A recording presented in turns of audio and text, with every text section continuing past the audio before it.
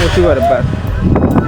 দূর থেকে নিজের আলিশান বাড়ি দেখা যায় না বিধায় রাস্তার পাশে থাকা বিশাল বিশাল গাছ কেটে ফেলেছেন বাড়ির মালিক।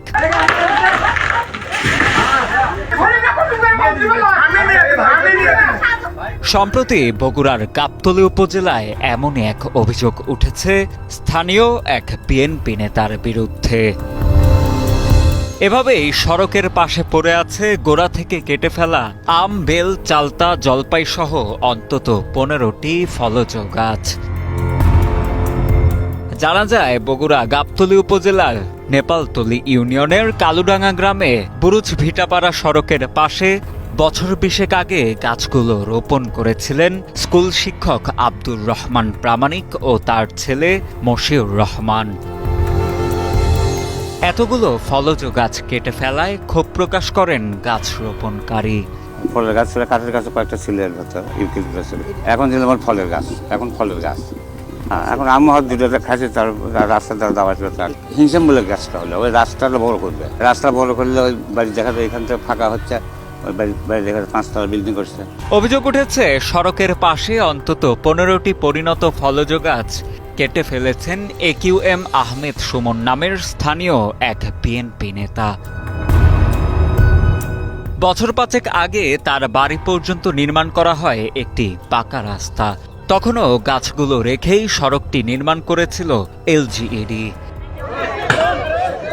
কিন্তু পরবর্তীতে ক্ষমতার দাপটে দলবল নিয়ে এসে প্রায় 20 বছর বয়সী এসব গাছ কেটে উজাড় করেছেন অভিযুক্ত AQM সুমন।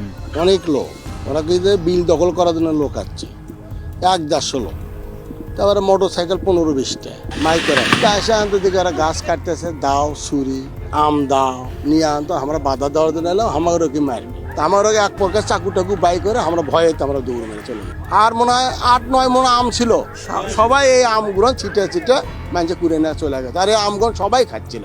গ্রামবাসীর ভাষ্য, দূর থেকে অভিযুক্ত ওই নেতার হেলিপ্যাড সহ বিলাসবহুল বাড়ির আলো দেখা যায় না বলেই দলবল নিয়ে বহু বছরের পুরনো এসব গাছ কেটে ফেলেছেন অভিযুক্ত সেই বিএনপি নেতা।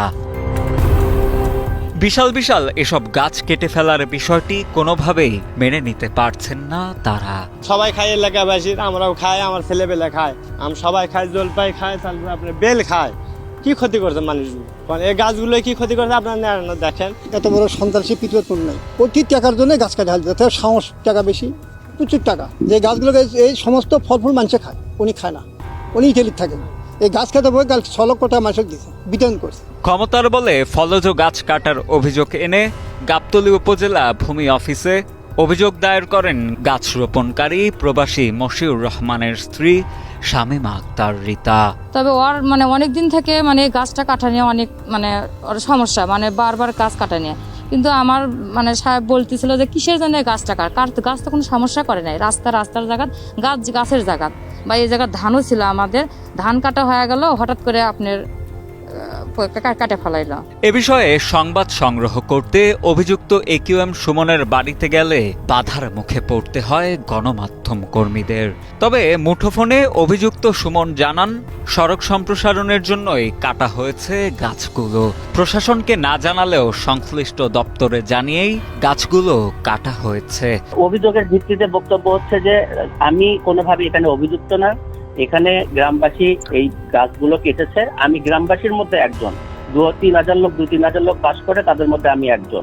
তবে স্থানীয় উপজেলা প্রশাসনের ভাষ্য, কোনোভাবেই সরকারি সড়কের পাশে থাকা গাছ এভাবে কাটার নিয়ম নেই।